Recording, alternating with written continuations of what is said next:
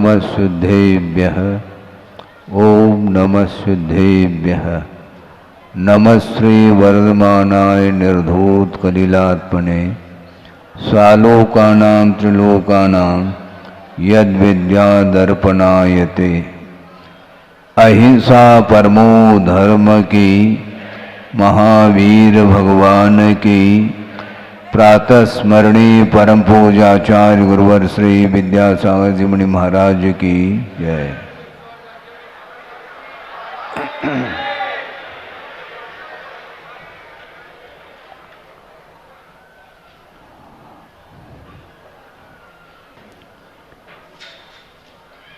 होनहार भगवान का जन्म कल्याण के रूप में आया था और दीक्षा कल्याण का अवसर आया है।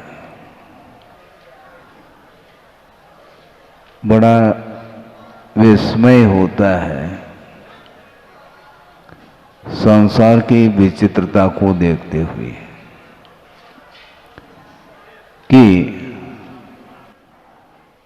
शायिक सम्यक के साथ जन्म हुआ है, अवधि ज्ञान भी उन्हें प्राप्त है, उसी भव से मुक्त होने वाले हैं, उनका अकाल मरण नहीं होगा।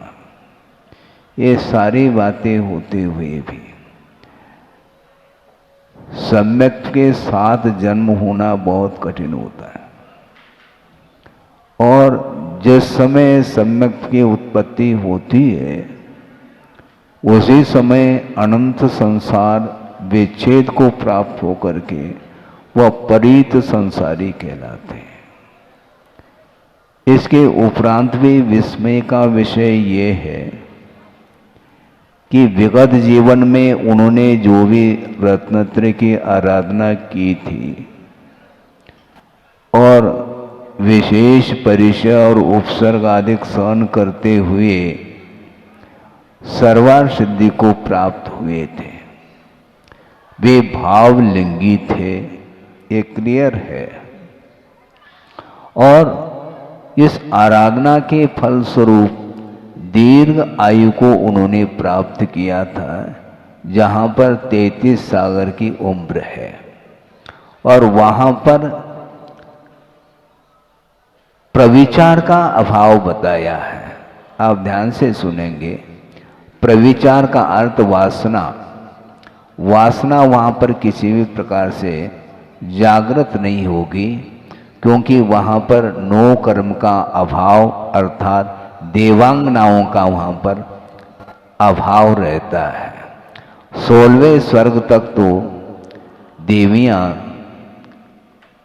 उपस्थित रहती है और स्वर्गीय एक देव के लिए मिनिमम 32 देवांगनाएं रहती हैं और मैक्सिमम कितने हैं, वो करोड़ों की संख्या है। और उसमें भी विक्रिया के माध्यम से संख्या जो बढ़ती है वो बहुत अधिक संख्या में वे देवांगनाएं देव के साथ संबंध को प्राप्त होती हैं और वहाँ पर वासना पलती रहती है। स्पर्श के माध्यम से अलग और शारीरिक चेष्टाओं के माध्यम से मनुष्य के समान जो प्रविचार की क्रिया चलती है वो अलग, रूप के अवलोकन के माध्यम से भी, शब्द के माध्यम से अर्थात विशेष गीत संगीत जो राग वर्धक होते हैं उसके श्रवण के माध्यम से भी अब्रह्म का सेवन होता है और इसके अभाव में मन के माध्यम से भी अब्रह्म का भाव जागृत होता है। कहाँ तक? 16वें स्वर्ग तक ये प्रविचार की चर्चा आती है। उसके उपरांत परे अप्रविचारा 9 ग्रैविक 9 अनुदेश और 5 अनुत्तर विमान में रहने वाले जो अहमिंद्र हैं वे शुक्ल लेशा के धारक होते हैं और वहाँ पर देवांगनाओं का अभाव होने के फलस्वरूप जो वेद का उदय होते हुए भी मन संबंधी भी प्रविचार का भाव उनके अंदर उत्पन्न नहीं होता। और ये वृषभनाथ भगवान का जो जीव है, पूर्व जीवन में जिन्होंने तीर्थंकर के सानिध्य में तीर्थंकर प्रकृति का बंध किया था और रत्नत्रय की निरंतर आराधना, निर्दोष आराधना करते हुए वहां पर उत्पन्न हुए हैं। क्षायिक सम्यक है तो स्पष्ट है, अवधि ज्ञान है, ये सब बातें हैं। किंतु जो ही क्षेत्र का परिवर्तन हो जाता है तो पुनः वासना जागृत होती है। ये जो अग्नि है उसके लिए ईंधन की आवश्यकता पड़ती है। और मान लो एक दीपक आपने जलाया है, उसमें तेल अथवा घी है और वह अपनी गति से वह दीपक जल रहा है, किंतु जैसे जैसे जैसे तेल अथवा घी समाप्ति की ओर हो जाता है तो वह दीपक बुझने को होता है। किंतु जो ही उसमें घी अथवा तेल डाल देते हैं तो पुनः पूर्ववत उद्दीप्त हो जाता है वह दीपक। उसी प्रकार वहां पर 33 सागर के आयु तक उन्होंने प्रविचार का अनुभव नहीं किया, किंतु वह कर्म तो उदय को प्राप्त है। और द्रव्यादि निमित्त वशात कर्मण फल प्राप्ति हृदय, इस प्रकार पूजपा स्वामी ने उदय की, कर्म के उदय में किस प्रकार परिणाम होते हैं उसका चित्रण दिया है। तो वहां पर 33 सागर के आयु को पूर्ण करके जो ही मनुष्य पर्याय को वो प्राप्त कर लेते हैं, यहाँ पर कितनी उम्र है उनकी? 84 लाख पूर्व की उम्र है। और 83 लाख पूर्व तक कहां पर रहे? हवेली में रहे। हवादार जो हवेली है उसमें रहे वो। विस्मय इस बात को लेकर के होता है कि देखो, अनंतानुबंधी कषाय का अभाव होने के उपरांत भी अप्रत्याख्यानावरणी जो कषाय है, जिसके उदय से देश चारित्र का घात होता है। देश चारित्र कहता हूं, किसका? हाँ ठीक कह रहा हूं। अप्रत्याख्यानावरणी कषाय के उदय से अनुव्रत अंगीकार करने का भाव नहीं आता, और प्रत्याख्यानावरणी कषाय के उदय से सकल चारित्र का अभाव अर्थात सकल चारित्र के अंगीकार करने के भाव नहीं आते। अब सोचो, अनंतानुबंधी का तो उदय नहीं है, मैं मानता हूं, और जिसके अनुदय के कारण ही वह अनंत संसार विच्छेद को प्राप्त हुआ है, लेकिन अप्रत्याख्यानावरणी कषाय कम नहीं, ये ध्यान रखो। हाँ, वो 83 लाख पूर्व तक वह अप्रत्याख्यानावरणी कषाय के उदय में चारित्र के क्षेत्र में कदम नहीं बढ़ा पा रहे हैं। कौन? हम और आप तो बात बहुत दूर की बात है। उसी भाव में वो तीर्थंकर पद को धारण करने जा रहे हैं। केवल ज्ञान जिन्हें होना है, लेकिन जब होगा तब होगा, अभी तो वह उदय प्रभाव डाल रहा है। इसलिए आचार्य कहते हैं कि नो कर्म से बचने का हमें हरदम पुरुषार्थ करना चाहिए। नो कर्म का अर्थ और कुछ नहीं, कर्म के फलदान में जो निमित्त भूत जो भोग्य सामग्री है वही नो कर्म के रूप में स्वीकार किया है, और शरीर को भी नो कर्म के रूप में स्वीकार किया है। इसके कारण ही संसारी प्राणी गाफिल होता है। 5 इंद्रियों के विषय जिनका समागम होते ही आप कितने भी पुरुषार्थ करो, किंतु उस कर्म में जो फलदान देने की जो शक्ति है वह आपकी पुरुषार्थ से भी वह सॉलिड वह शक्ति मानी जाती है। उसको परास्त करने के लिए उससे भी अधिक पुरुषार्थ करने की आवश्यकता पड़ती है। पंच कल्याणक में सौधर्म इंद्र उपस्थित होता है, किंतु जन्म कल्याणक हुआ, गर्भ कल्याणक भी हुआ, इन दोनों कल्याणकों में लोकांतिक देव क्यों उपस्थित नहीं हुए? बहुत बड़ा प्रश्न है ये, क्यों नहीं? राग का समर्थन नहीं करना चाहते वो लौकांतिक देव वो माने जाते हैं जो प्रविचार से रहित होते हैं और देवों में ऋषि की संज्ञा उन्हें प्राप्त है। द्वादशांग के पाठी होते हैं और उनका जो जीवन है बहुत ही वीतरागता को छू रहा होता है। वीतरागी तो नहीं कहेंगे, इसके उपरांत भी उनकी वेशभूषा आदि को लेकर के वो एक त्यागी के समान प्रतीति में आते हैं। सभी देव और देवांगनाएं वस्त्राभूषण आभरण इत्यादि में वो क्या है, वही अच्छा लगता है आप लोगों को। श्रृंगार जिसको बोलते हैं, आबूल चूल व श्रृंगार से वह शरीर उनका बिल्कुल श्रृंगारित है, किंतु लौकांतिक देव जो होते हैं वो बिल्कुल सफेद वस्त्र को धारण किए हुए होते हैं, शुक्ल लेशा उनकी होती है। ये सब विशेषताएं उनके लिए पाई जाती हैं। और जिस समय भगवान को वैराग्य होता है, उस वैराग्य के समर्थन करने के लिए उनका यहाँ पर आना होता है और समर्थन करते हैं। धन्य हैं आपने इतने दीर्घ काल तक जो है संसार में रहे, किंतु संसार का जो स्वरूप है आपको पहले भी ज्ञात था, क्योंकि श्रद्धा तो आपके पास था ही। जैसा पदार्थ का स्वरूप है श्रद्धान करने के उपरांत भी उन पंचेंद्र के विषयों से अपने आप के मन को मोड़ना यह संयम कहलाता है।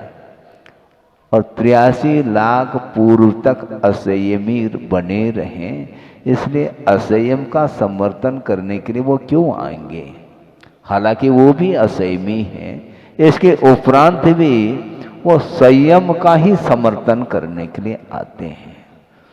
मूल ये है, आज दीक्षा कल्याणक आप मनाने के लिए बैठे हैं। आपकी दीक्षा हो अथवा न हो, दीक्षा को देख करके भी आपके अंदर वह विशुद्धि बढ़ जाए तो हमें प्रसन्नता है, क्योंकि उतने क्षण के लिए तो कम से कम राग से ऊपर उठने के लिए अवसर तो मिलता ही है। असंयम अवस्था में भी उनका इतना प्रभाव था, किसका? वृषभ कुमार का, कि रिद्धिधारी मुनि महाराज की दृष्टि उस ओर गई, बालक वृषभनाथ की ओर। वो रिद्धि संपन्न है मुनि महाराज, और उनकी शंका का समाधान एक बालक वृषभ कुमार के माध्यम से हो जाता है। सोचो, विचार करो। इसके उपरांत भी उस बालक के लिए उन्होंने वंदना नहीं की। कौन ने? रिद्धिधारी मुनि महाराज। शंका का समाधान हो गया, उपकृत हो गए वो।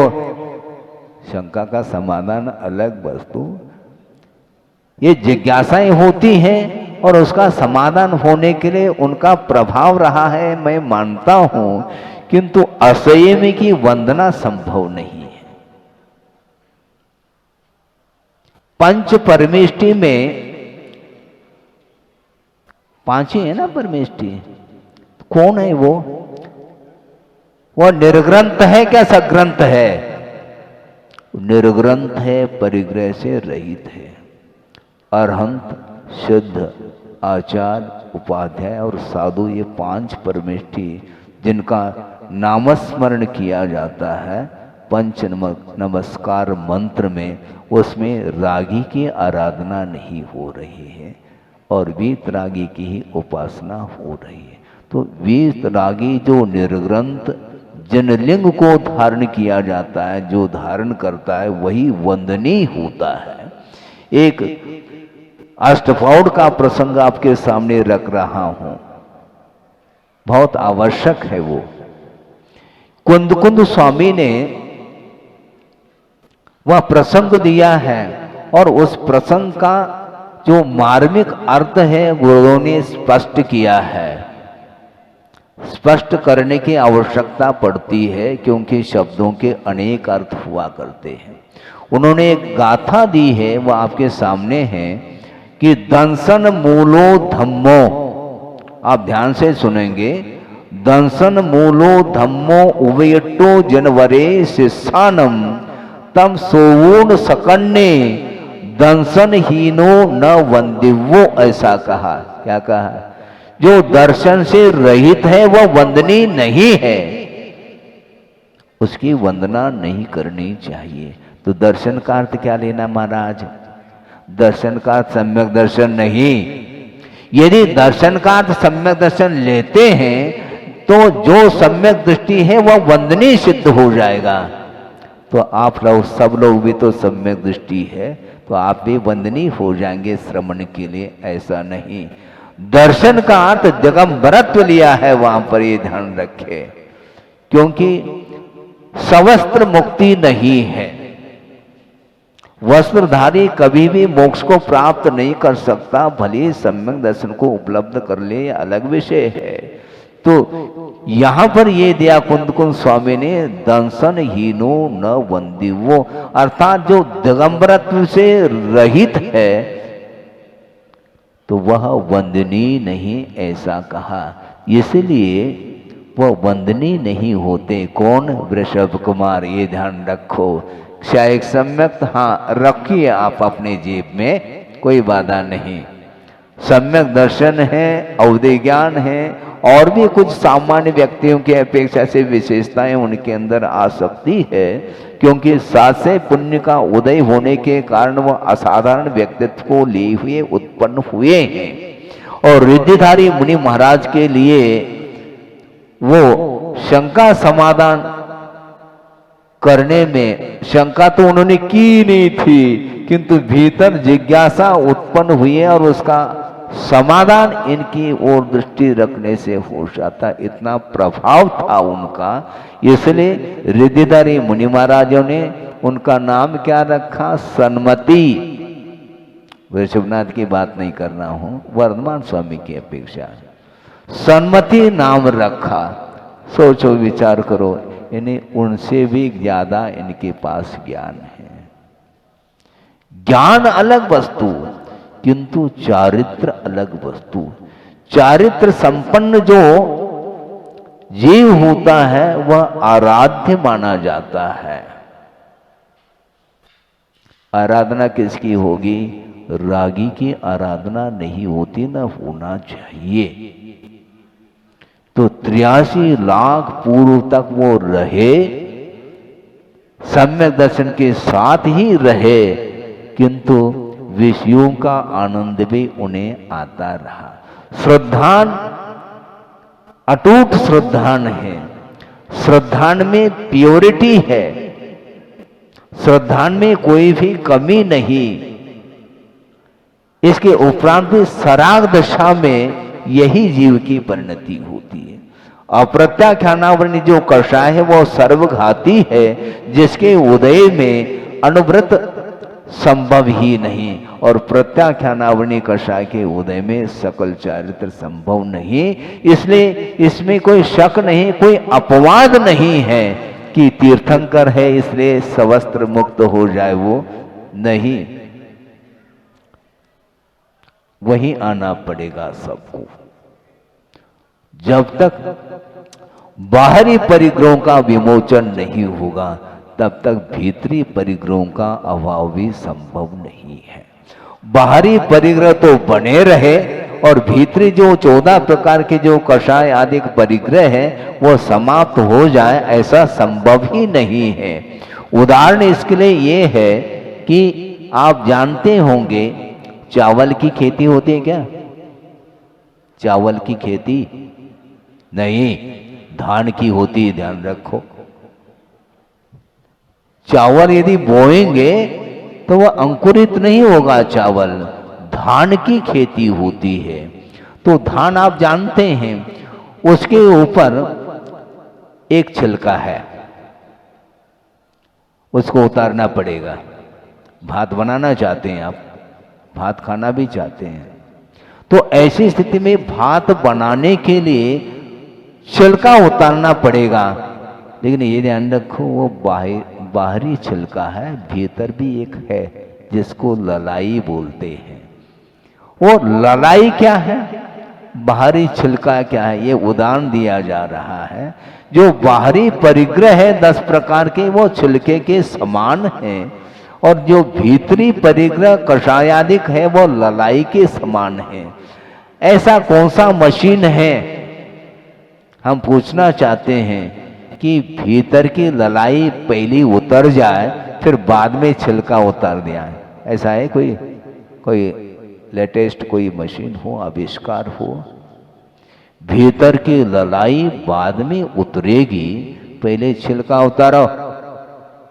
उसी प्रकार 10 प्रकार के परिग्रहों का विमोचन किए बिना वो बाहरी जो परिग्रह, भीतरी जो परिग्रह वो समाप्त नहीं हो सकते।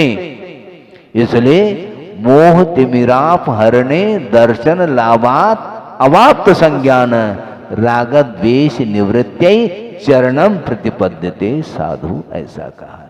साधु अर्थात सज्जन, जो भव्य जीव है, निकट भव्य, वह क्या करना चाहता है? राग द्वेष की निवृत्ति के लिए अनंतान बंदी का राग समाप्त होने के उपरांत भी जो अप्रत्याख्यानावरणादि संबंधी जो कषा है, रागमय परिणाम है, उसका अभाव करना है। उसकी निवृत्ति के लिए चरणम प्रतिपद्यते, चारित्र को वह स्वीकार करता है। इसी प्रकार वह तीर्थंकर भी क्यों न हो, चारित्र को स्वीकार किए बिना यहाँ से रवाना नहीं हो सकते। कहाँ? मोक्ष महल में प्रवेश संभव नहीं है, संभव नहीं है वो, क्योंकि ये राग आग कहा है। श्रद्धान अलग वस्तु और संवेदन अलग वस्तु है, इसलिए बहुत मार्मिक विषय है, ये अपवाद नहीं। इसलिए दंसन हीनो न बंदिवो, ऐसा कहा। यानी दिगंबरत्व जिससे जो रहित है, दूर है, वह कभी भी वंदनीय नहीं हो सकते। वंदना किसकी होगी? राग की वंदना, राग का दर्शन संभव नहीं। वीत रागता के दर्शन करने के लिए आप लोग जिरालय में प्रवेश करते हैं, वहां पर वीत राग मुद्रा का दर्शन किया जाता है, न कि राग का दर्शन।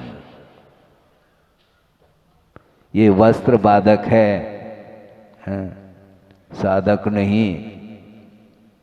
ये वस्त्र बाधक है, इसलिए उतारना पड़ेगा। और आज मध्याह्न में वह दीक्षा कल्याणक आपको देखने को मिलेगा। थोड़ा सा और विषय दे दूं, क्योंकि समय तो कम मिलता है और क्रियाएं ज़्यादा होती हैं, तो अब क्या किया जाए। विषय तो बहुत रहता है लेकिन समय भी अपेक्षित होता है। तो मैं ये कहना ये चाह रहा था कि वे दीक्षित होते हैं, स्वयंभू होते हैं, दीक्षा लेते हैं, और दीक्षा के लिए निमित्त बहुत सारे मिल सकते, मिलते हैं। एक और नीलांजना नृत्य को देख करके उन्हें वैराग्य हुआ, उसके पहले नहीं हुआ था। और वो बड़े चाव से राग के साथ देख रहे, नृत्य देख रहे हैं।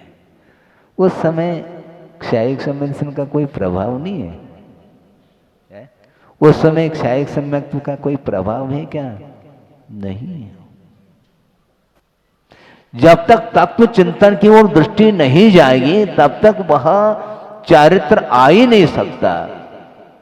तत्व चिंतन की ओर दृष्टि उनकी रही नहीं, तभी तो निरंतर वह नृत्य देखते रहे, आनंद का अनुभव उन्हें होता रहा। ऐसा थोड़ी कि वह अबुद्धिपूर्वक देख रहे हैं, नहीं, पूर्वक उस दृश्य को देखा जा रहा है।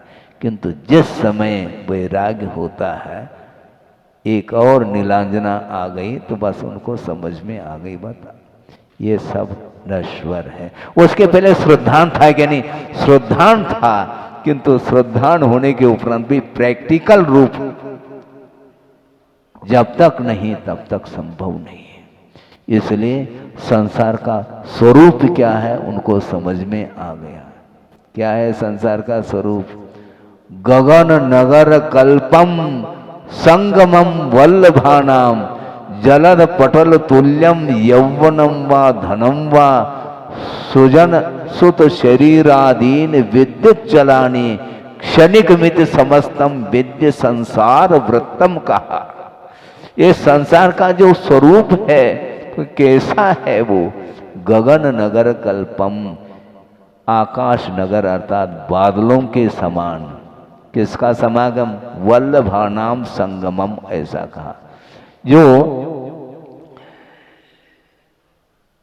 स्त्रियों का संबंध समागम है वह किसके समान है? गगन नगर कल्पम, वल्लभ बोलते हैं स्त्री के लिए। उनका जो समागम है वह कैसा है? आकाश नगर के समान नश्वर है। आकाश नगर का बादल हैं, ऐसे शानदार दिखते हैं, ऐसा लगता है कोई भवन निर्मित हुआ हो। और मान लो कोई भी आर्टिस्ट हो, वो ड्राइंग निकालने के लिए बैठ जाए तो वो निकाल नहीं पाएगा, उसके पहले ही वह बादल विलीन हो जाता है।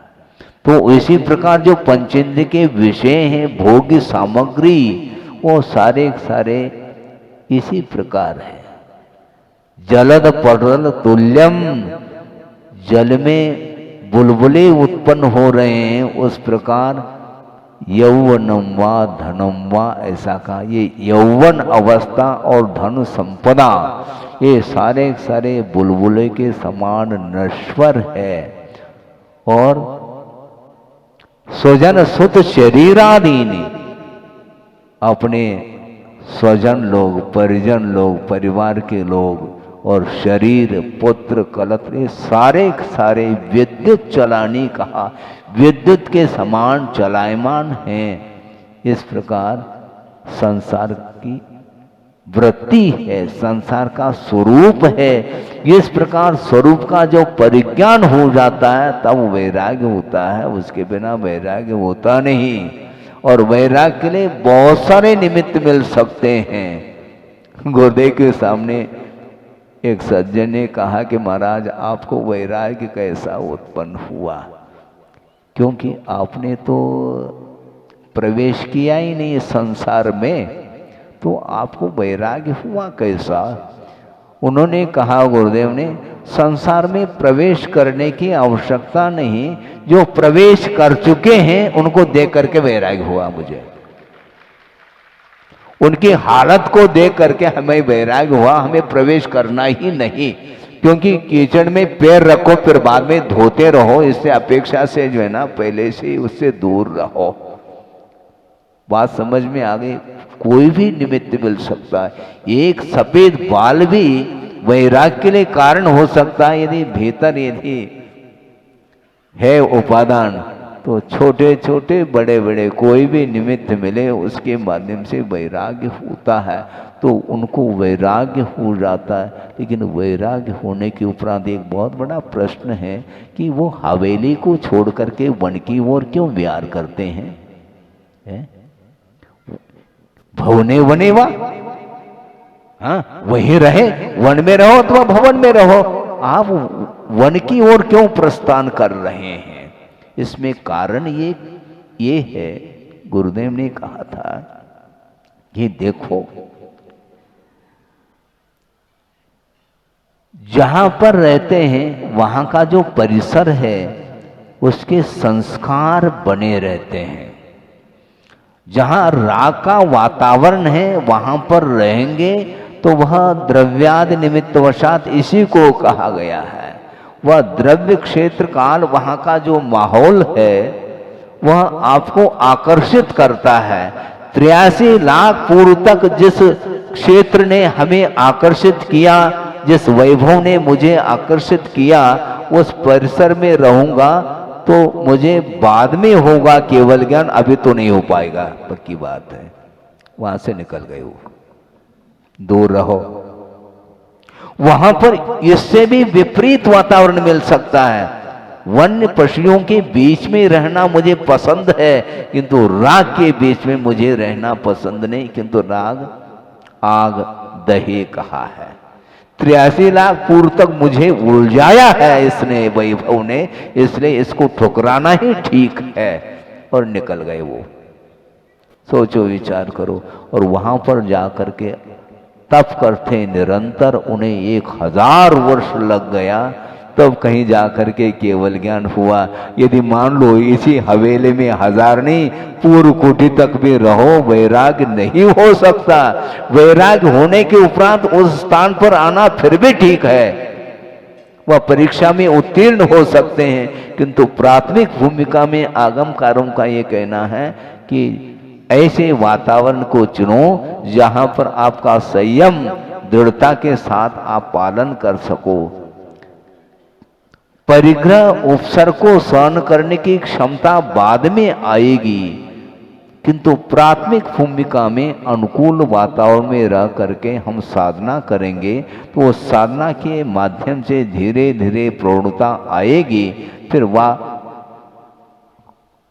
गियर पकड़ना चाहिए, उसके पहले धक्का लगाने की आवश्यकता पड़ती है, तो इसलिए धक्का लगाने की आवश्यकता पड़ रही है तो वहीं चलते अपन, हमें किसी के धक्का लगाने की आवश्यकता नहीं पड़ेगी।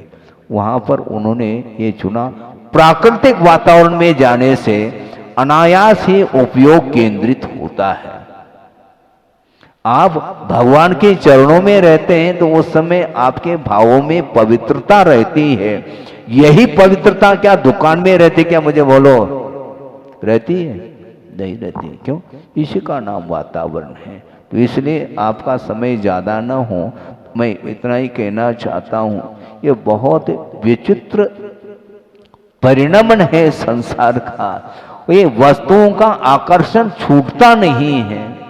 बड़े बड़े साधक भी फेल हो सकते हैं। बड़े बड़े इसलिए कह रहा हूं क्योंकि साधना करते हुए काफी समय हुआ, इसके उपरांत भी कोई ऐसा विपरीत कोई भी वस्तु का समागम हो जाता है तो पुनः आकर्षण बन जाता है और निदान के माध्यम से उस वस्तु को प्राप्त करने का भाव जागृत हो सकता है। इसलिए प्रारंभिक अवस्था में पंचेंद्रिय के विषयों से बचना ही उपयुक्त है। हाँ, बचना चाहिए। इष्ट सिद्धि में